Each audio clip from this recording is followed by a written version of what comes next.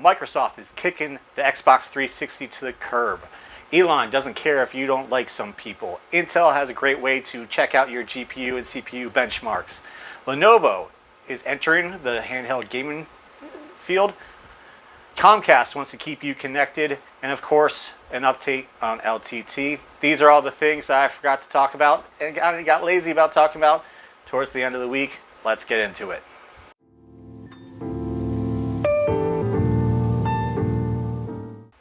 As of November this year, the Xbox 360 turns 18 and is finally legal. Now, I do not know what that is in console years. If it's like at dog years, well, the Xbox 360 is old. And now, since the Xbox 360 is turning 18, according to news.xbox.com, Microsoft is closing the Xbox 360 store as of July 2024. As of right now, you can still download content and buy games on it, but this is the start of the last chance that you can get digital games on the Xbox 360. The Xbox 360 is the first Xbox console that allowed for digital content, and it was the start of the digital age for Xbox, even ignoring what Phil Spencer said.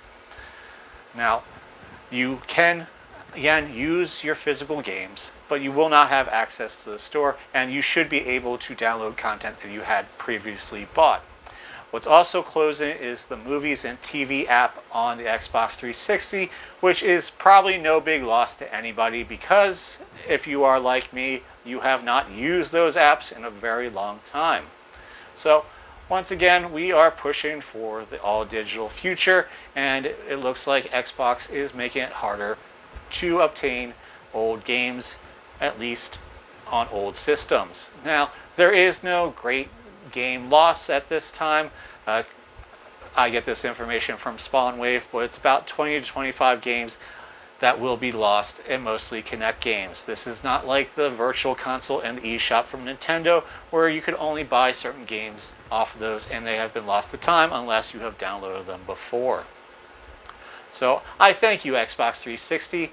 You have given me many hours of joy, and I will probably still be using you for the physical games, because who really wants to buy Red Dead Redemption again for a newer system? Internet daddy Elon Musk says he does not care if you do not like someone, and you should be able to see whatever anyone posts on your feed. The owner of X says that he will be wanting to remove the ban button from X, formerly known as Twitter, as according to every app that I have that shows that it's still Twitter. This is a move that actually violates the Google Play Store and App Store for Apple terms of service. So many tech insiders do not believe he will be able to do this. And quite frankly, many people on the internet do not like this idea, because quite frankly, the internet's a scary place, and a lot of times it's very racist and sexist. So if you would like a feed without any unsavory content, which you can typically not find on Twitter anymore, it is definitely not PG-13 or friendly for kids, this would be the time to ban as many people as you possibly can.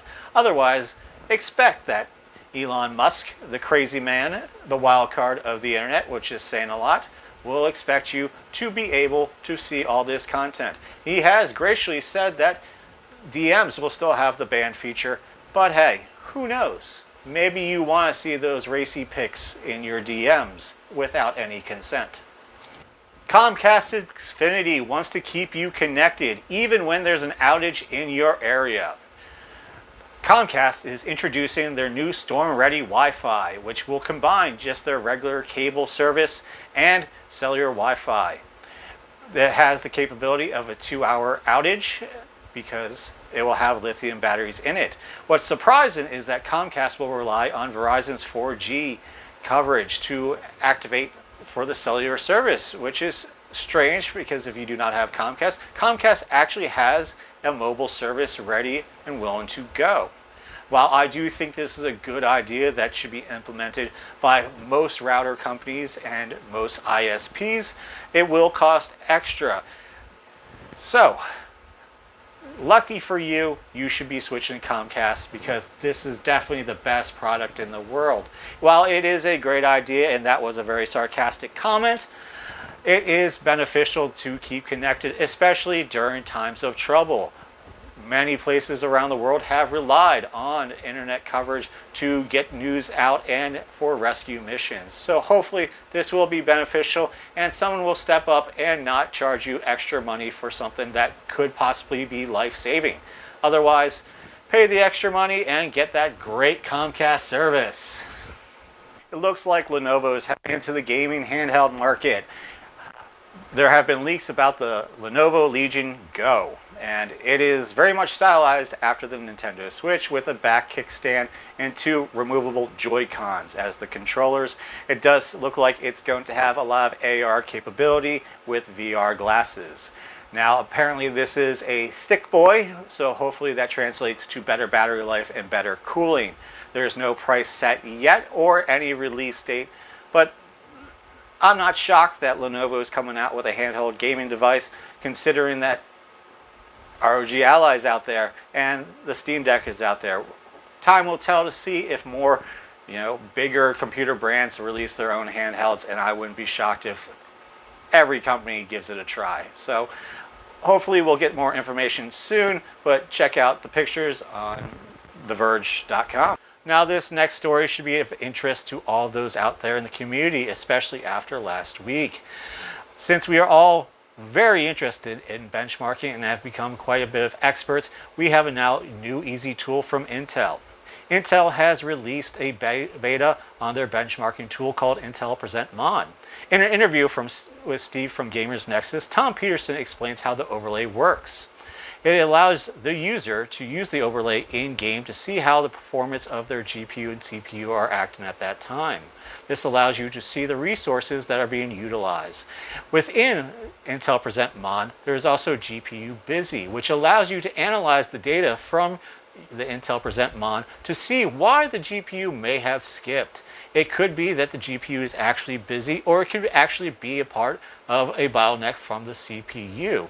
This should allow users to easily compare and contrast different setups. You can see how that a GPU and CPU are balanced, or if they're not balanced. It is something you should check out on Gamers Nexus for the full technical details of how it works, and hopefully it will be out of beta soon and will be in full use for those technical reviews that we all sorely rely on. And finally, an update to the biggest story of last week, the LTT and LMG situation. As of last Tuesday evening into early Wednesday morning, former employee Madison Reeve, part of their social media team at LMG, made a statement over Twitter about the toxic workplace environment. She had made allegations of not just the toxic workplace environment, but also, quite frankly, sexual abuse in the workplace. She also had made allegations about how each situation was handled by the management team, especially by her immediate supervisors. To collaborate these allegations, a video was released of about a recording about an HR meeting, which pretty much stated that exactly what Madison said about how they handle situations. Also collaborating that she had been making these statements since the time of working at LMG was former employee Colin over Twitter and Reddit. Now these are allegations, and Taryn Tong, the CEO of LMG, has made the statement that they are hiring an independent third-party investigator to take these allegations seriously and find out what has actually occurred. I'm not taking a stance on this because it is a very serious situation and I do not have all the information, and hopefully all the information best it can be released and there will be a solution that is best for all. So these are the news stories that I failed to cover at the end of the week. There wasn't a lot for me to make a whole video. I know other YouTubers have, but hopefully you find this informative. I've left all my links for my information in the summary below. If you like this, hit the like button. If you disliked it, hit the dislike button. If you want to just talk about these, hit up the comments section.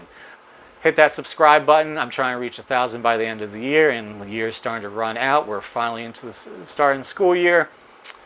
You've made it to the end. You're an amazing person. We love you. Bye.